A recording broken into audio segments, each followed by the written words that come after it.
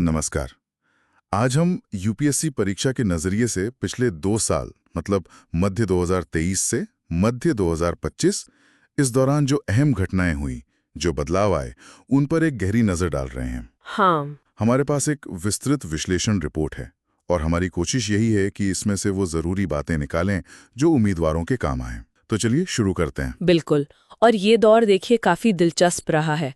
राजनीतिक बदलाव हुए, अर्थव्यवस्था में उतार चढ़ाव देखे गए और समाज और तकनीक में भी काफी कुछ हुआ। बिल्कुल। इन सब का जो मिला जुला असर है, इसे समझना बहुत जरूरी है। हाँ, तो शुरुआत राजनीति से ही करते हैं।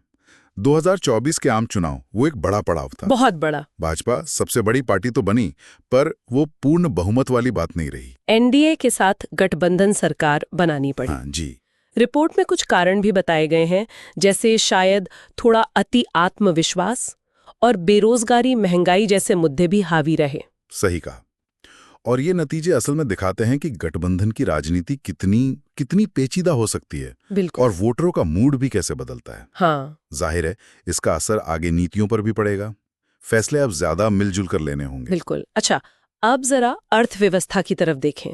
एक अच्छी बात ये रही कि भारत दुनिया की सबसे तेजी से बढ़ती प्रमुख अर्थव्यवस्थाओं में शामिल रहा। हाँ, वो तो है। 2025 के लिए भी अनुमान अच्छा है, करीब 6.2 से 6.5% जीडीपी ग्रोथ का। जी, लेकिन देखिए चुनौतियां भी कम नहीं है। रिपोर्ट साफ बताती है कि जैसे मैन्युफैक्चरिंग सेक्टर है, हाँ। उसमें थोड़ी सुस्ती नजर आई है। हाँ। खाने पीने की चीजों की महंगाई वो एक लगातार चिंता बनी हुई है। हाँ। और रोजगार के मोर्चे पर भी उतनी बढ़त नहीं है जितनी उम्मीद थी। हाँ, व्यापार घाटा भी एक मुद्दा है। बिल्कुल। शायद इसीलिए जो 2025-26 का बजट आया, उसका फोकस थोड़ा घरेलू खपत बढ़ाने और इंफ्रास्ट्रक्चर पर ज्यादा दिखा। सही। और इन आर्थिक राजनीतिक चीजों का असर कहीं ना कहीं समाज पर भी दिखता है। जैसे मई 2023 से मणिपुर में जो हिंसा चल रही है, हाँ, वो बेहद दुखद और चिंताजनक है। मेती और कुकीजो समुदायों के बीच का तनाव ये अब तक जारी है। इसके अलावा भी कई मुद्दे हैं ना, लैंगिक समानता, LGBTQ+ अधिकार, किसानों की बातें। और युवाओं में मानसिक स्वास्थ्य को लेकर भी अब ज्यादा चर्चा हो रही है। ये सारे मुद्दे एक तरह से हमारे सामाजिक ताने बाने और प्रशासन के सामने सवाल खड़े करते हैं। बिल्कुल। पर्यावरण को देखें तो हवा, पानी का प्रदूषण, ये तो पुरानी और गंभीर समस्याएं हैं ही। हाँ, वो तो है ही। पर अब जलवायु परिवर्तन का असर भी ज्यादा साफ दिख रहा है। तटीय इलाकों को खतरा, बार बार चक्रवात आना। देखिए, भारत ने 2070 तक नेट जीरो का लक्ष्य रखा है, जो अच्छी बात है, एक बड़ा कदम है। लेकिन जो मौजूदा चुनौतियां हैं, जैसे जंगल कम हो रहे हैं, हीट वेव बढ़ रही हैं, पराली जलना, इन पर तुरंत ध्यान देने की जरूरत है। वो लक्ष्य और जमीनी हकीकत, उसके बीच का फासला पाटना होगा। सही कहा। अच्छा, अब जरा देश से बाहर नजर डालें। वैश्विक मंच पर भी काफी कुछ चल रहा था। चीन अमेरिका की वो खींचतान। हाँ, और मध्य पूर्व में जो इजराइल हमास संघर्ष छिड़ा, उसका असर तो पूरी दुनिया पे पड़ा। हाँ, वैश्विक अर्थव्यवस्था भी थोड़ी सुस्त रही। IMF ने भी अनुमान घटाए थे। बिल्कुल। ऐसे माहौल में भारत ने अपनी वो मल्टी अलाइनमेंट वाली नीति जारी रखी, मतलब सबसे रिश्ते बनाए रखने की कोशिश। G20 की अध्यक्षता एक बड़ा मौका था ग्लोबल साउथ की आवाज बनने का। हाँ, वो voice of global south summit भी हुई थी। जी, अमेरिका के साथ रिश्ते और मजबूत हुए, मिशन 500 जैसी पहले हुई रक्षा और तकनीक में। लेकिन हाँ, पड़ोसियों के साथ चुनौतियां वो तो बनी ही रहीं। अच्छा, तो फिर सरकारी नीतियों की बात करें। आर्थिक मोर्चे पर क्या खास रहा इन 2 सालों में? देखिए, एक्सपोर्ट को बढ़ावा देने के लिए मिशन 2025 आया, जिसमें MSMEs पर फोकस है। हाँ, और वो PLI स्कीमें भी चल रही हैं मैन्युफैक्चरिंग के लिए। बिल्कुल। कृषि में डिजिटल पब्लिक इंफ्रास्ट्रक्चर बनाने पर जोर है। नेशनल लॉजिस्टिक्स पॉलिसी भी अहम है। और सामाजिक क्षेत्र में? सामाजिक क्षेत्र में PM आवास योजना जारी रही, जनजातीय समुदायों के विकास के लिए कार्यक्रम चले, स्किलिंग पर काफी जोर रहा। हाँ, वो सक्षम आंगनवाड़ी और पोषण 2.0 भी। जी।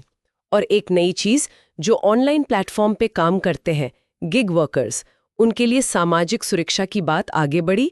जल जीवन मिशन भी चली रहा है। कुछ और अहम नीतियां, जैसे वो बिट्स का नवीनीकरण। हाँ, द्विपक्षीय निवेश संधियों को नए सिरे से देखा जा रहा है। शहरी सुधारों पर बात हुई। और तकनीक में देखें तो न्यूक्लियर एनर्जी में छोटे मॉड्यूलर रिएक्टर्स SMRs पर फोकस है। बीमा में FDI सीमा भी बढ़ाई गई थी। जी, और AI centres of excellence, green hydrogen mission, ये सब भविष्य की तैयारी है। अब आते हैं न्यायपालिका और संवैधानिक बदलावों पर। सुप्रीम कोर्ट के कुछ अहम फैसले आए। हाँ, जैसे राज्यपालों की शक्ति पर कि वो विधेयकों पर सहमति कब तक रोक सकते हैं। तमिलनाडु मामले में कोर्ट ने स्थिति साफ की। समलैंगिक विवाह वाली पुनर्विचार याचिका खारिज हुई। जी, और एक अहम बात कि कस्टम्स या जीएसटी एक्ट के तहत गिरफ्तारी में भी सीआरपीसी के सुरक्षा उपाय लागू होंगे। लोकपाल जजों की जांच नहीं कर सकते, ये भी तय हुआ। और संवैधानिक संशोधनों में सबसे बड़ा तो महिला आरक्षण अधिनियम रहा, 106वां संशोधन। हाँ, लोकसभा और राज्य विधानसभाओं में 33% आरक्षण महिलाओं के लिए। हालांकि ये लागू अगली जनगणना और परिसीमन के बाद ही होगा। और एक और बिल जो काफी चर्चा में रहा, एक देश एक चुनाव वाला। हाँ, 129 संशोधन बिल। इस पर संघवाद को लेके काफी बहस है कि केंद्र राज्य संबंधों पर इसका क्या असर होगा। बिल्कुल। चलिए अब विज्ञान और तकनीक की बात करते हैं। यहाँ तो भारत ने वाकई कमाल किया। चंद्रयान 3 ऐतिहासिक, चांद के दक्षिणी ध्रुव पर लैंडिंग, ये बहुत बड़ी उपलब्धि थी। और फिर आदित्य L1 सूर्य का अध्ययन करने वाला मिशन, वो भी सफल रहा। और सिर्फ स्पेस ही नहीं, जमीन पर भी बड़े कदम उठाए गए, जैसे अनुसंधान नेशनल रिसर्च फाउंडेशन ANRF की स्थापना। जी, और भविष्य की तकनीक जैसे क्वांटम कंप्यूटिंग, उसके लिए नेशनल क्वांटम मिशन लॉन्च किया गया। AI, बायोटेक, ग्रीन टेक, इन सब में भी काफी काम हो रहा है। तो ये सारे मुद्दे जाहिर है यूपीएससी उम्मीदवारों के लिए बहुत ज्यादा महत्वपूर्ण हैं। बिल्कुल, और सिर्फ ये जानना काफी नहीं है कि क्या हुआ। यूपीएससी के लिए जरूरी है कि इन घटनाओं के पीछे के कारण समझें, उनका असर क्या हुआ और कैसे ये अलग-अलग क्षेत्र, राजनीति, अर्थव्यवस्था, समाज, विदेश नीति आपस में जुड़े हुए हैं। हाँ, वो इंटरकनेक्शन समझना जरूरी है। जी, एक विश्लेषणात्मक नजरिया चाहिए। इसके लिए अच्छे स्रोत पढ़ना, जैसे द हिंदू, इंडियन एक्सप्रेस, योजना, PIB, और उनसे नोट्स बनाना बहुत जरूरी है। तो कुल मिलाकर कहें, ये 2 साल भारत के लिए बदलावों, चुनौतियों और कुछ अहम उपलब्धियों का दौर रहे। देश ने अपनी अंदरूनी समस्याओं से जूझते हुए वैश्विक मंच पर भी अपनी भूमिका को संतुलित करने की कोशिश की। हाँ, बिल्कुल। और एक बात जो सोचने वाली है वो ये कि ये सारे अलग-अलग पहलू, चाहे वो घरेलू राजनीति हो या वैश्विक दबाव, सामाजिक आंदोलन हो या फिर तकनीक की तेज रफ्तार, ये सब एक दूसरे को कैसे प्रभावित कर रहे हैं और ये मिलकर भारत के भविष्य की दिशा को कैसे आकार देंगे। इसी जटिल ताने बाने को समझना मेरे ख्याल से यूपीएससी उम्मीदवारों के लिए असली चुनौती भी है और अवसर भी। हिंदी और अंग्रेजी में विस्तृत विश्लेषण वाली PDF आप डिस्क्रिप्शन में दिए गए टेलीग्राम चैनल से आसानी से डाउनलोड कर सकते हैं।